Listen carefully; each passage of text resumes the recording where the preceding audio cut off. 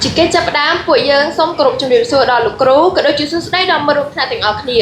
ថ្ងៃនេះពួកយើងបានពិតជាមានសេចក្តីសោមនស្សរីករាយយ៉ាងក្រៃលែងដែលបានឡើងមកបកស្រាយនៅមុខវិជ្ជាផែនដីនិងបរិស្ថានវិទ្យាដែលបង្រៀនដោយលោកគ្រូសំសុខានៅក្នុងជំពូកទី2ការប្រែប្រួលបរិស្ថានមេរៀនទី3បញ្ហាបរិស្ថានសំខាន់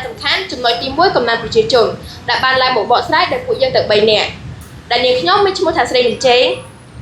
នាងខ្ញុំមានឈ្មោះម៉ាន់ជូលីងនាងខ្ញុំឈ្មោះសាចារិកាមុននឹងឈានទៅដល់ការបកស្រាយពួកខ្ញុំក៏មានសំណួរខ្លះៗដើម្បីសួរតអ្នកទាំងអស់គ្នាផងដែរតើដោយម្ដេចដែលហៅថាកំណើនប្រជាជនដឹងទេចាជាការពិតណាស់កំណើនប្រជាជនគឺមានន័យថាការកើនឡើងនៃចំនួនប្រជាជននៅក្នុងប្រទេសមួយប៉ុន្តែតើអ្នកដឹងទេថាកំណើនប្រជាជននេះជាផលល្អឬក៏ជាផលអាក្រក់ជាការពិតណាស់កំណើនប្រជាជនគឺមានទាំងផលល្អនិងផលអាក្រក់ផលល្អនោះគឺប្រទេសនីមួយៗតែងតែត្រូវការកំណើនប្រជាជនដើម្បីជាស្នូលក្នុងការអភិវឌ្ឍប្រទេសជាតិនោះប៉ុន្តែកំណើនប្រជាជនដែលលើសហួសប្រមាណក៏ផ្ដល់នូវផលអាក្រក់ដូចគ្នាអញ្ចឹងឈានទៅដល់ការបកស្រាយទាំងអស់គ្នាដោយថ្ងៃនេះយើងឡើងមកបកស្រាយអំពីមូលហេតុដែលនាំឲ្យមានកំណើនប្រជាជនហួសប្រមាណនិងផលប៉ះពាល់ចំពោះបរិស្ថាន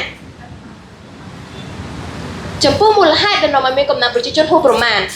ចំណុចទី1គឺអត្រាមរណភាពថយចុះដោយភាពរីកចម្រើននៃវិស័យវេជ្ជសាស្ត្រការចាក់ថ្នាំបង្ការការហាត់ប្រាណអនាម័យល្អប្រសើរជាងមុនបានធ្វើឲ្យមនុស្សមានអាយុវែងជាងមុន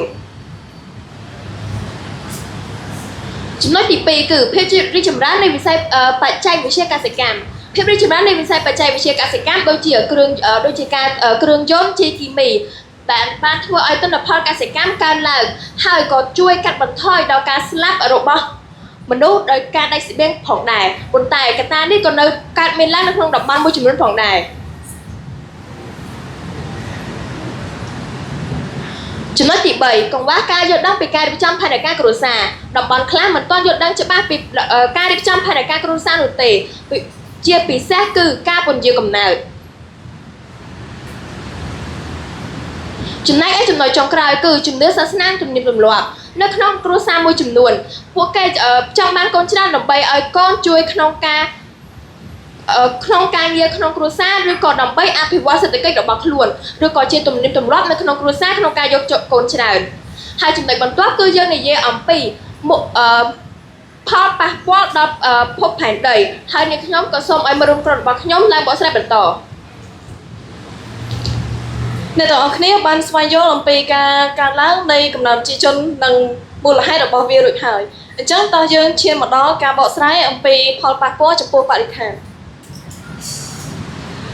ចំពោះផលប៉ះពាល់នៃបរិស្ថានវិញគឺមានចំណុចដូចតទៅចំណុចទី1គឺការបាត់បង់ធនធានធម្មជាតិជាការពិតណាស់កំណើនប្រជាជនបានធ្វើឲ្យមានការបាត់បង់ធនធានធម្មជាតិដូចជាទឹករ៉ែនិងថាមពលផ្សេងទៀតដោយសារតែតម្រូវការរបស់ប្រជាជនតែតម្រូវការនេះតែតម្រូវការដ៏ច្រើនលើសលប់នេះបានធ្វើឲ្យធនធានធម្មជាតិទាំងនោះទទួលរងនឹងការបាត់បង់ចំណុចទី2វិញគឺការបំពុលបរិស្ថាននិងដី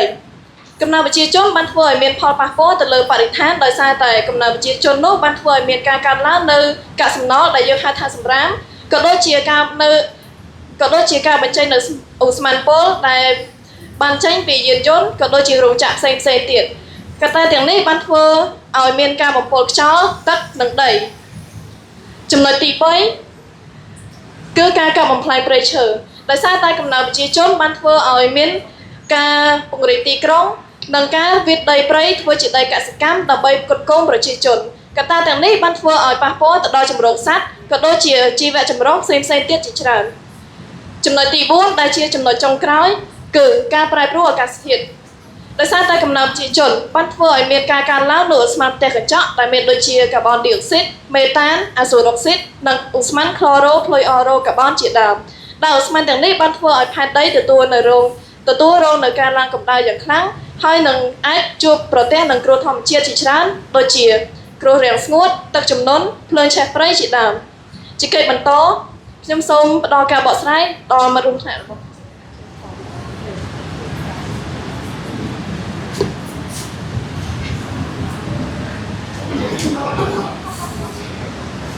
ចំណែកផលប៉ះពាល់ចំពោះបរិស្ថាន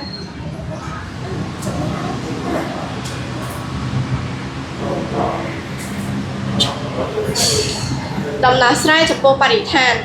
អប់រំនិងការយល់ដឹងយើងត្រូវណែនាំអំពីការបញ្ជាកំណើតផ្ដល់សេវាគ្រប់គ្រងកំណើតដើម្បីកាត់បន្ថយអត្រាកំណើតប្រជាជន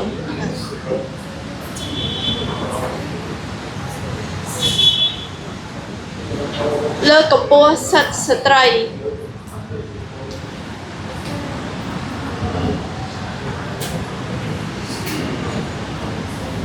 គោលនយោបាយរដ្ឋាភិបាល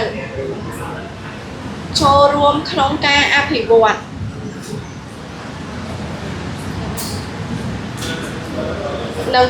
និងចំណុចចុងក្រោយគឺការអភិរក្សបរិស្ថានយើងត្រូវចូលរួមដាំដើមឈើឲ្យបានច្រើននិងកាត់បន្ថយការប្រើប្រាស់ផ្លាស្ទិក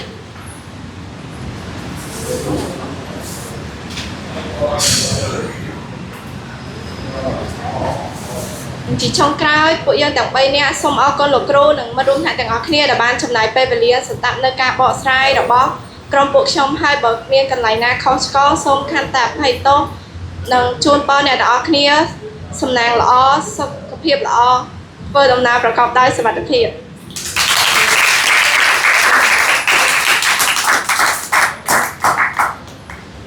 តើអ្នកទាំងអស់គ្នាមានសំណួរអ្វីដែរឬទេអាចសួរបានចំពោះសំណួរដែលខ្ញុំចង់សួរទៅពួកគាត់តើកំណើនប្រជាជនអាចនាំឲ្យមានផលប៉ះពាល់អ្វីខ្លះទៅដល់បរិស្ថាន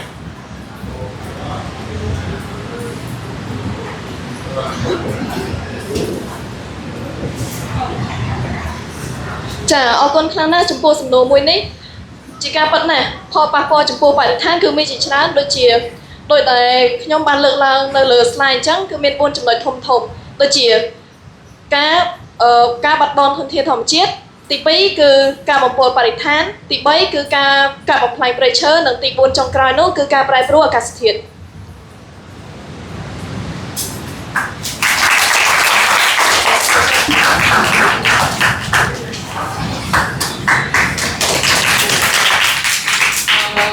សំណួរចង់សួរថាតើការប្រែប្រួលបរិស្ថានបណ្ដាលមកពីកត្តាអ្វីចាអរគុណសម្រាប់សំណួរការប្រែប្រួលបរិស្ថានបណ្ដាលមកពីកត្តាមនុស្សហើយនិងកត្តាបរិស្ថានសូមតើកត្តាធម្មជាតិមានសំណួរអ្វីដែរឬទេ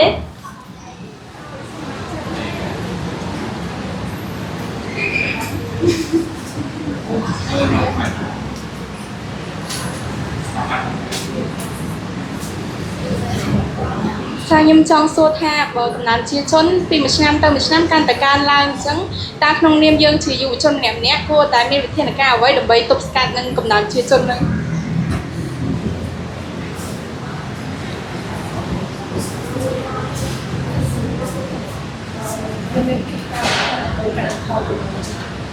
អរគុណសម្រាប់សំណួរចំពោះវិធានការដើម្បីទប់ស្កាត់នៅកំណើនប្រជាជនគឺយើងត្រូវមានការពន្យាកំណើននិងសិក្សាយល់ដឹងអំពីកំណើនប្រជាជនបន្តទៅទៀតគឺយើងត្រូវលើកកម្ពស់ស្ត្រីដូចជាយើងត្រូវលើកកម្ពស់ទៅលើចំណេះដឹងរបស់ពួកគាត់ដើម្បីឲ្យពួកគាត់ដឹងថាតើកំណើនប្រជាជនមានផលប៉ះពាល់អ្វីខ្លះហើយនឹងពួកគាត់អាចដោះស្រាយនៅកំណើនប្រជាជននេះតាមរបៀបណាខ្លះនៅចូលរួមអភិវឌ្ឍប្រទេសជាតិដើម្បីឲ្យយើងយល់ដឹងកាន់តែច្រើនចំពោះកំណើនប្រជាជននេះ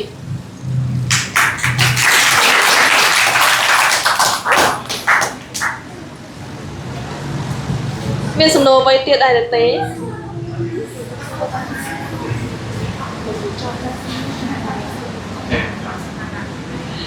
ជាកិច្ចចុងក្រោយសូមអរគុណអ្នកទាំងអស់គ្នាខ្លាំងមែនទែន